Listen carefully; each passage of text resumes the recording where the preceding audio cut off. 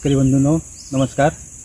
मी doctor Ajay मुंज, आंबा संशोधन उपकेंद्र रामेश्वर, तालुका देवगड येथे प्रभारी अधिकारी तथा कीटकशास्त्रज्ञ या पदावर कार्यरत आहे। यावर्षीचा आंबा हंगाम किंवा आंबा पिकाची परिस्थिती जर बघितली तर आपल्याला लक्षात येईल की यावर्षी आंबा हंगाम थोडासा उशिरा सुरू होण्याची शक्यता आहे। कारण यावर्षी जर आपण बघितलं तर पाऊस हा वेळेवर थांबलेला नाही। सर्वसाधारणपणे जर आपण बघितलं तर कोकणामध्ये साधारण ऑक्टोबरच्या पहिल्या आठवड्यात किंवा पहिल्या पंधरवड्यात पाऊस थांबतो आणि पाऊस थांबल्यानंतर ऑक्टोबर हीट जी आहे ती ऑक्टोबर हीट सुरू होते, जाणवायला लागते। आणि या ऑक्टोबर हीटमुळे या कातळ सदृश्य भागामध्ये म्हणजे साधारण देवगड मालवण तालुक्यामध्ये जो काही कातळ सदृश्य भाग आहे अशा ठिकाणी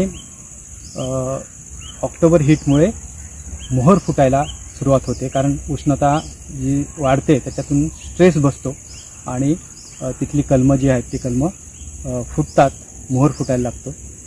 आणि यावर्षी जर बघितलं आपण तर यावर्षी अशी कंडिशन तयार झालेली नाही। कारण काय, ऑक्टोबर महिन्यामध्ये पाऊस थोडासा थांबला, पण थांबला तो जास्त वेळ थांबला नाही, लगेच परत 8-10 दिवसाचा ब्रेक घेऊन परत पाऊस सुरू झाला।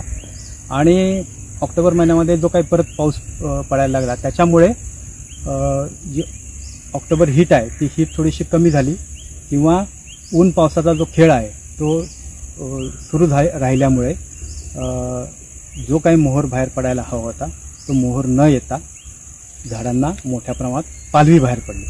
आणि ही पालवी बाहेर पडल्यामुळे आपल्याला ही पालवी जून झाल्याशिवाय आता त्याला मोहर येणार नाही आहे आणि त्याच्यामुळे यंदाचा हंगाम जो आहे तो थोडासा उशिराने सुरू होण्याची शक्यता आहे। त्याचप्रमाणे यंदा थंडीने देखील साथ दिलेली नाही आहे। सर्वसाधारणपणे आपण जर बघितलं तर नोव्हेंबरच्या पहिल्या आठवड्यामध्ये म्हणजे ज्यावेळेला दिवाळी वगैरे असते त्यावेळेला आपल्याकडे चांगल्या प्रकारे थंडी पडायला सुरुवात झालेली असते आणि या थंडीची साथ मिळाल्यानंतर मोहर फुटायची प्रक्रिया जी आहे ती जोर घेते। आणि यावर्षी जर आपण बघितलं तर पूर्ण दिवाळीमध्ये अजिबात थंडी नव्हती। दिवाळी संपल्यानंतर म्हणजे साधारण पहिला नोव्हेंबरचा आठवडा गेल्यानंतर थोडीफार थंडी पडली, पण ही सुद्धा थंडी जास्त दिवस टिकली नाही। साधारण 4-5 दिवस थंडी पडली आणि परत लगेच साधारण मला वाटतं 15 तारीख आणि 16 तारखेला 15 आणि 16 नोव्हेंबरला परत एकदा मुसळधार पाऊस आपल्या जिल्ह्यामध्ये पडला आणि त्याच्यामुळे जी थंडीची प्रक्रिया सुरू झाली होती ती थांबली, जी मोहराची प्रक्रिया सुरू झाली होती ती पण थांबली। आणि पण एक समाधानकारक बाब आहे ती म्हणजे हा जरी पाऊस 2 दिवस पडला तरी 2 दिवसात तो पाऊस लगेच थांबला आणि त्यानंतर परत लगेचच 2-3 दिवसामध्ये पुन्हा थोडी थोडी थंडी पडायला सुरुवात झालेली आहे। कालचं आजचं जर टेम्परेचर आपण बघितलं तर किमान टेम्परेचर जे आहे ते थोडंसं कमी झालेलं आहे, अगदी 16-17 पर्यंत आलेलं आहे आणि त्याच्यामुळे पुन्हा मोहर फुटायची जी प्रक्रिया आहे ती लवकरच सुरू होईल असं म्हणायला काहीच हरकत नाही। पण सध्या परिस्थितीत जर बघितलं तर आपल्याकडे मोठ्या प्रमाणात पालवी आहे आणि ही जी पालवी आहे या पालवीवर मोठ्या प्रमाणावर कीड रोगांचा प्रादुर्भाव सुद्धा आपल्याला दिसून येऊ शकतोय आणि म्हणून या पालवीचं कीड आणि रोगांपासून आपल्याला नियंत्रण करणं गरजेचं आहे किंवा पालवीचं संरक्षण करणं गरजेचं आहे। मग ह्या पालवीवर कोणत्या अशा किडी आपल्याला विशेष करून दिसून येतात तर त्यामध्ये तुडतुडा सर्वात महत्त्वाचं म्हणजे तुडतुडा आहे। रस शोषणारा कीटक आहे तो तुमच्या पालवी कोळी जी पालवी आहे त्या पालवीच्या मध्यशिरेमध्ये अंडी घालतो आणि त्यामुळे मध्यशिरा ज्या आहेत त्या वाकतात किंवा पानं वेडी वाकडी वाढलेली दिसतात आपल्याला। त्यातून जी पिल्लं बाहेर पडतात त्या पिल्लं जी आहेत ती पिल्लं मोठ्या प्रमाणावर रस शोषून घेतात पालवीमधून, पालवी कमकुवत होते आणि एक चिकट द्रव त्या पालवीवर ते टाकतात. संपूर्ण झाडावर तो चिकट जो पसरतो आणि त्याच्यानंतर काळी बुरशी, कॅप्नोडियम नावाची काळी बुरशी वाढते आणि त्यामुळे संपूर्ण झाड आपल्याला काळं झाल्यासारखं दिसतं.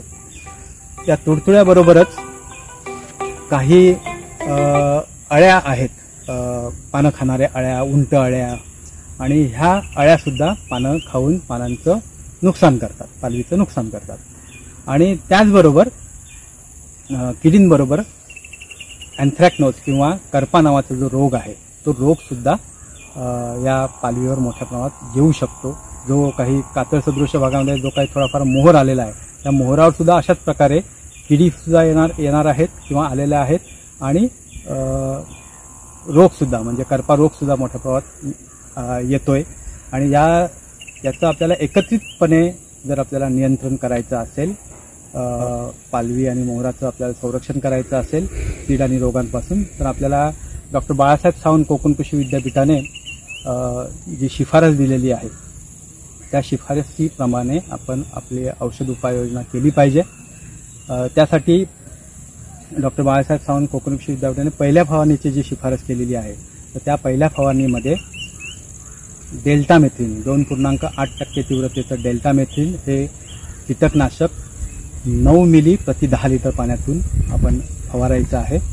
आणि त्याचबरोबर रोगासाठी करपा रोग जो आहे त्या करपा रोगाच्या नियंत्रणासाठी याच फवारणीच्या द्रावणामध्ये आपल्याला हेक्झाकोनाझॉल 5% तीव्रतेचं हेक्झाकोनाझॉल 5 मिली प्रति 10 लिटर पाण्यामध्ये किंवा कार्बेंडॅझिम 12% अधिक मँकोझेब 63% हे तयार मिश्र बुरशीनाशक 10 लिटर पाण्यामध्ये 20 ग्रॅम या प्रमाणामध्ये मिसळून जर आपण पहिली फवारणी जर केली तर आपल्याला हे जे तुडतुडे आहेत, अळ्या आहेत वेगवेगळ्या प्रकारच्या आणि हा जो करपा रोग आहे त्याचं आपल्याला एकत्रितपणे नियंत्रण करता येईल आणि आपण आपल्या पालवीचं चांगल्या प्रकारे संरक्षण करू शकू आणि पुढे पालवीचं रूपांतर चांगल्या जून पालवीमध्ये होईल आणि त्यानंतर आपल्याला चांगला मोहर मिळू शकेल आणि आपलं पीक जे आहे ते पीक चांगलं येऊ शकेल.